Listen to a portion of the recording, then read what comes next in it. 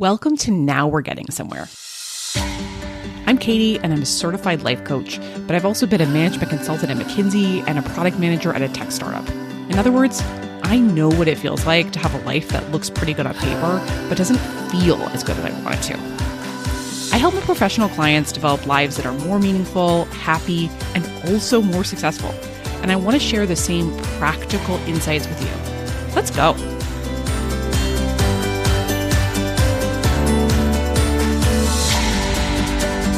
Hey, everybody. I am recording this podcast in the week after Memorial Day weekend. It was a really beautiful, chill weekend for my family. We went to the Huntington Gardens, which is this local botanical gardens, and they've got this great kids garden that has all this like water stuff outside for my kids. That was super fun. We got ice cream in the afternoon. Oh no, we didn't get ice cream. I meant to get ice cream. We got acai bowls in the afternoon. We were in the sunshine, spent lots of time outside. It was really nice. This year we are doing almost no travel. We'll go down to the beach for one weekend this summer. And oh my goodness, I am so excited about that. Hopefully there will be traveling seasons for our family in the future, but I am just so pumped that this is not one of them. I just want to have like an old-fashioned summer where we like set up the sprinkler in the backyard and we get ice cream on the weekends and we go to the local high school and watch fireworks for the 4th of July, which are one of our plans. As you can tell, I'm thinking about summer. So I'm just wanting to share that. And I'm hoping that all of you are having a beautiful, emotional, literal start to your summers too.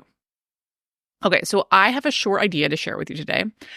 And I want to share this idea by starting with a little story, because I think that our brains and our hearts always remember stories better than we remember anything else.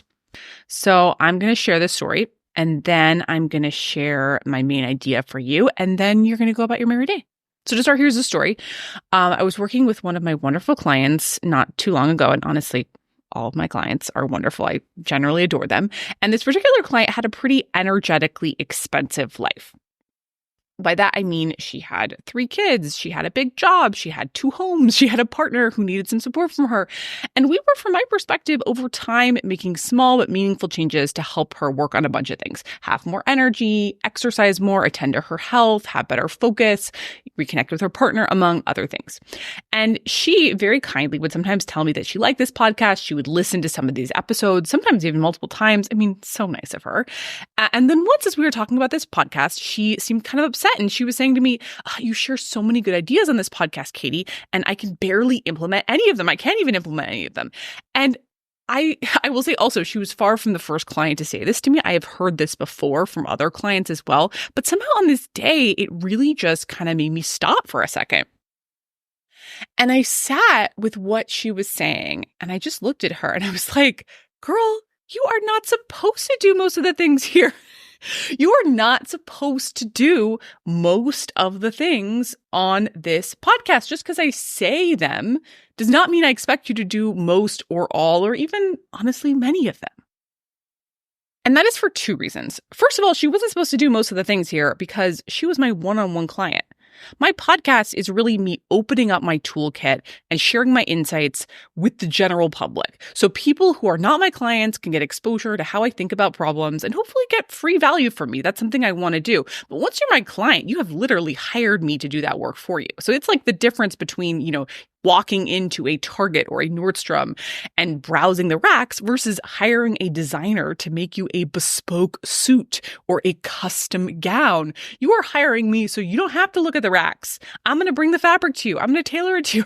I'm going to think very carefully about what to offer you and when. So partially, if you're listening to this and you are my client, and I know many of you guys are listening to this, please note, you have hired me to be your bespoke tailor. So let me do that. Of course, you can still browse the racks if you want for fun. If you see something you love, please grab it. But of course, let's also put a lot of focus into that custom suit, that bespoke gown that we're making together, because that's going to be really valuable to you. But second, even if you are not my client, you are still not going to do most of the things that I talk about here. And that is because, and this is really the heart of what I wanted to say today, I think our human brains have a tendency to misunderstand how personal development works. I'm going to say that one again. I'm just going to say it again. I think our human brains have a tendency to misunderstand how personal development works.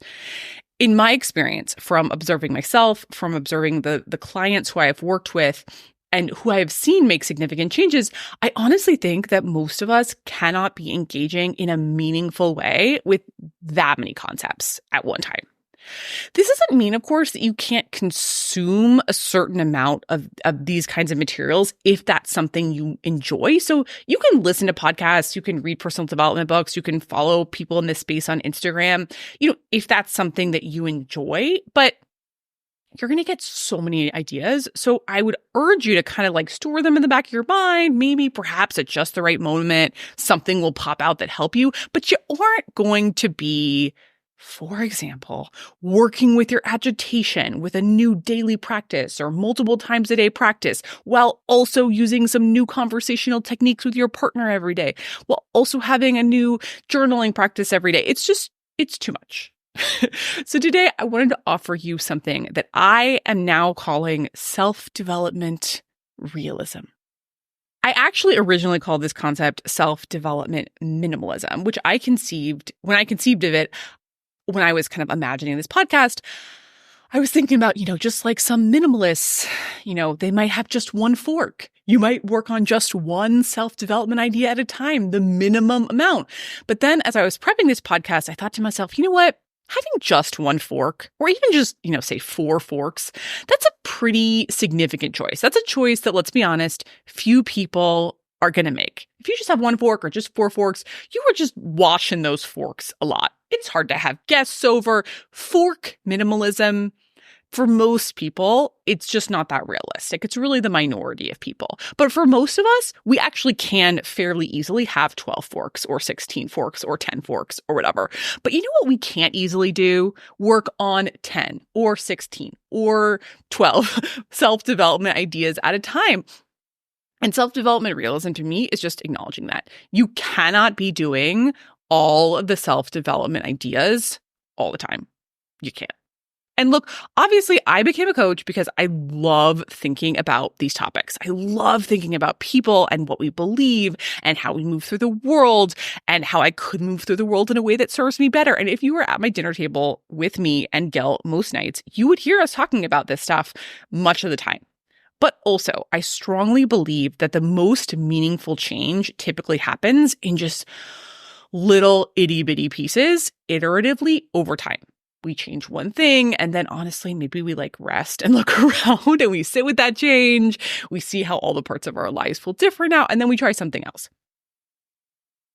And I will also say that, if this is true, if self-development realism is a real thing about the world, you can work with these limitations of self-development realism more or less effectively. One very effective way to work with those limitations, of course, is to hire a coach. So if I'm your coach, for example, yes, you still can't do everything in the world, but hopefully I will be trying to bring you just the right thing to work on at just the right time. So you're using that limited capacity very, very efficiently, very effectively. Another effective thing to do, even if I am not your coach, is just to become a booster, a proponent of this idea of self-development realism. So you aren't wasting that limited capacity, trying to take on so many things and then never making that much progress on any of them. And then perhaps being upset with yourself for not being able to do so much. That is just going to slow you down. Because if you're trying to do 14 things at once and then you're exhausted and you're turned around and you're discouraged, that's going to be extremely, extremely inefficient. So that is my main message for you today. Yes, listen to this podcast. I hope you do. I hope you enjoy reading my newsletter. I hope you enjoy following along on Instagram or LinkedIn if you're into things like that. But just because I have shown you huge swaths of my toolkit, it does not mean that I intend for you to implement huge swaths of my toolkit all at once, because I don't. I'm going to say it again. I do not expect you to implement huge swaths of my toolkit or my insights or my ideas at once. So as we're coming to this end of this particular podcast, I want to end on a practical note. And those of you who have been here for a while know that despite my love of feelings and thoughts and theories, I am fundamentally at my core very practical. I want to invite you to think about the summer ahead. I'm releasing this podcast at the beginning of the summer. I want you to think about if you could work on just one facet of yourself or your life in the 3 months of summer ahead. What would you want it to be? Maybe there is a big goal that you have, and you could make a few small, manageable steps towards it over the next 3 months. Maybe there is a new habit that you want to cultivate, and you can get a smaller form of that habit just really dialed in between now and the end of August. Again, you hear me sort of setting these smaller but very doable goals. Again, I'm just inviting you to embrace self-development realism about what you can work on and what you might want to work on such that you can look back on this summer and think, good job, self. I'm so glad you started that.